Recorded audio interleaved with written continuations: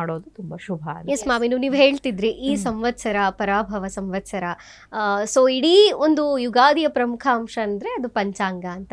So ಪಂಚಾಂಗ ಶ್ರವಣ ಈ ದಿನದ್ದು ಹೇಗಿರುತ್ತೆ ಅಂತ ನೋಡಿ, ಈಗ ನಾನು ಪಂಚಾಂಗ ಶ್ರವಣ ಅಂತ ಮಾಡಬೇಕಾದ್ರೆ ಫಸ್ಟು ನವನಾಯಕರ ಬಗ್ಗೆ ಹೇಳ್ತೇನೆ. ಸೊ ಈ ವರ್ಷ ಬಂದಿರುವಂಥದ್ದು 19 ಮಾರ್ಚ್ 2026. ಸೊ 19ನೇ ತಾರೀಕು ವಾರ ಬಂದು ಗುರುವಾರ ಆಗಿರೋದ್ರಿಂದ ರಾಜ ಯಾವ ವಾರ ಹಬ್ಬದ ಆಚರಣೆ ಇರುತ್ತೋ, ಯುಗಾದಿ ಹಬ್ಬದ ಆಚರಣೆ, ಆ ದಿನದ ರಾಜ ಯಾರಿರ್ತಾರೋ, ಆ ದಿನದ ಅಧಿಪತಿ ಯಾರಿರ್ತಾರೋ ಅವರೇ ರಾಜರಾಗ್ತಾರೆ ಅಂತ. ಸೊ ಹಾಗಾಗಿ ಈ ವರ್ಷದ ರಾಜ ಗುರು, ಮಂತ್ರಿ ಕುಜ, ಇನ್ನು ಸೇನಾಧಿಪತಿ ಚಂದ್ರ, ಸಸ್ಯಾಧಿಪತಿ ಶುಕ್ರ, ಧಾನ್ಯಾಧಿಪತಿ ಬುಧ, ಅರ್ಘಾಧಿಪತಿ ಚಂದ್ರ, ಪಶುನಾಯಕ ಕೃಷ್ಣ, ಮೇಘಾಧಿಪತಿ ಚಂದ್ರ, ರಸಾಧಿಪತಿ ರವಿ, ನೀರಸಾಧಿಪತಿ ಮತ್ತೆ ಗುರುನೇ ಆಗ್ತಾನೆ ಅಂತ ಹೇಳ್ಬಿಟ್ಟು ಇವರನ್ನ ನವನಾಯಕರು. ನಮ್ಮ ನಾಳಕ್ಕೆ ಒಬ್ಬೊಬ್ರು ನಾಯಕರು ಇರ್ತಾರೆ ಅಲ್ವಾ, ನಮ್ಮ ಪೋರ್ಟ್ಫೋಲಿಯೋ ಕೊಡ್ತೀವಿ, ನಮ್ಮ ಎಜುಕೇಶನ್ ಮಿನಿಸ್ಟ್ರು, ಹೋಮ್ ಮಿನಿಸ್ಟರು, ಹೀಗೆ ಒಂದಷ್ಟು ಬೇರೆ ಬೇರೆ ಮಿನಿಸ್ಟರ್ಗಳು ಇರ್ತಾರಲ್ವಾ, ಇದು ಅದೇ ತರ ಈ ವರ್ಷಕ್ಕೆ ರಾಜ ಯಾರು, ಮಂತ್ರಿ ಯಾರು ಅನ್ನೋದನ್ನ ನಾವು ಈ ನವನಾಯಕರನ್ನ ನೋಡಿ ಮಾಡ್ಬೇಕಾಗತ್ತೆ. ಸೊ ಗುರು ರಾಜನಾಗಿರುವುದರಿಂದ ಪಂಚಾಂಗದಲ್ಲಿ ಏನಿದೆ ಅದನ್ನ ನಾನಿಲ್ಲಿ ಹೇಳ್ತಾ ಇದ್ದೀನಿ. ಪಂಚಾಂಗ ಕರ್ತೃಗಳು ಬರ್ದಿರುವಂತದ್ದನ್ನ ನಾನಿಲ್ಲಿ ತಿಳಿಸ್ತೀನಿ. ಗುರು ರಾಜನಾಗಿರೋದ್ರಿಂದ ದ್ವಿಜರು ಸತ್ಕಾರ್ಯಗಳನ್ನ ಮಾಡ್ತಾರೆ ಅಂತ ಅಂದ್ರೆ ನಮ್ಮ ಈ ಬ್ರಾಹ್ಮಣ ಸಮುದಾಯ ಅಥವಾ ಯಾರು ಪುರೋಹಿತ ವರ್ಗದವರಿದ್ದಾರೋ ಅವರು ಸತ್ಕಾರ್ಯವನ್ನ ಮಾಡ್ತಾರೆ. ತಮ್ಮ ತಮ್ಮ ಕುಲ ಏನು ಧರ್ಮಗಳನ್ನ ಪಾಲಿಸ್ತಾರೆ, ಅನುಷ್ಠಾನಗಳನ್ನ ಮಾಡ್ತಾರೆ, ಒಳ್ಳೆಯ ನಡತೆಯುಳ್ಳವರಾಗಿರ್ತಾರೆ ಅಂತ ಹೇಳ್ತಾರೆ. ರಾಜರು ನ್ಯಾಯದಿಂದ, ಅಂದ್ರೆ ರಾಜನೇ ಗುರು, ಹೇಳಿ ಕೇಳಿ, ಗುರು ತಪ್ಪು ಮಾಡಕ್ ಸಾಧ್ಯನಾ?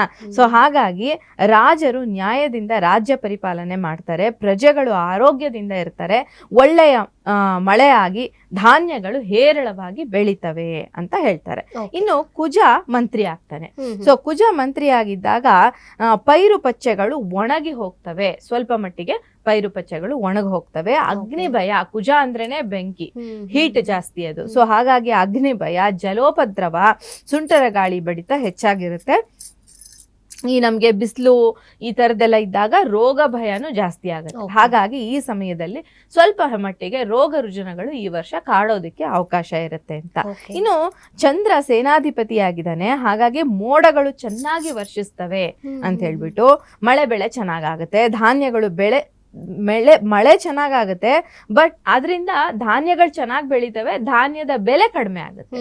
ಸೊ ಆಹಾರ ಧಾನ್ಯಗಳ ಬೆಲೆ ಸ್ವಲ್ಪ ಮಟ್ಟಿಗೆ ಕಡಿಮೆ ಆಗುತ್ತೆ, ಜನರು ಸುಖವಾಗಿರ್ತಾರೆ, ಗೋವುಗಳು ಹೆಚ್ಚಾಗಿ ಹಾಲನ್ನ ಕೊಡ್ತವೆ, ಹುಲ್ಲು ಎಲ್ಲ ಚೆನ್ನಾಗಿ ಬೆಳೆದ್ರೆ ಆಟೋಮೆಟಿಕಲಿ ಗೋವುಗಳು ಚೆನ್ನಾಗಿ ಹಾಲನ್ನ ಕೊಡ್ತವೆ ಅಂತ.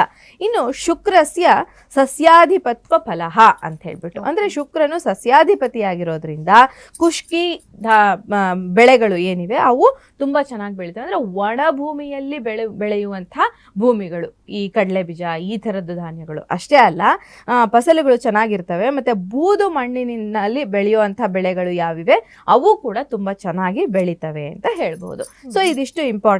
ಮುಂದೆ ಬರುವಂತದ್ದು ಮೇಘಾಧಿಪತ್ವ, ಅಂದ್ರೆ ಮಳೆ ಹೇಗಾಗುತ್ತೆ ಅಂತ ಹೇಳ್ಬಿಟ್ಟು. ಸೊ ಮೇಘಾಧಿಪತಿ ಚಂದ್ರ ಆಗಿರೋದ್ರಿಂದ ದೇಶದಲ್ಲಿ ಸುವೃಷ್ಟಿಯಾಗಿ ಧಾನ್ಯಗಳು ಚೆನ್ನಾಗಿ ಬೆಳೆಸ್ತವೆ. ಮತ್ತೆ ಮೊದಲಿಂದ ಶುಕ್ರ ಚಂದ್ರ ಇವರಿಬ್ರು ಶುಭ ಗ್ರಹಗಳೇ ಆಗಿರೋದ್ರಿಂದ ನಮ್ಗೆ ತುಂಬಾ ಒಳ್ಳೆಯ ಧಾನ್ಯಗಳು ಬೆಳಿತವೆ, ಗೋವುಗಳು ಹೆಚ್ಚಾಗಿ ಹಾಲನ್ನ ಕೊಡ್ತವೆ ಅಂತ ಹೇಳ್ಬೋದು. ಓಕೆ.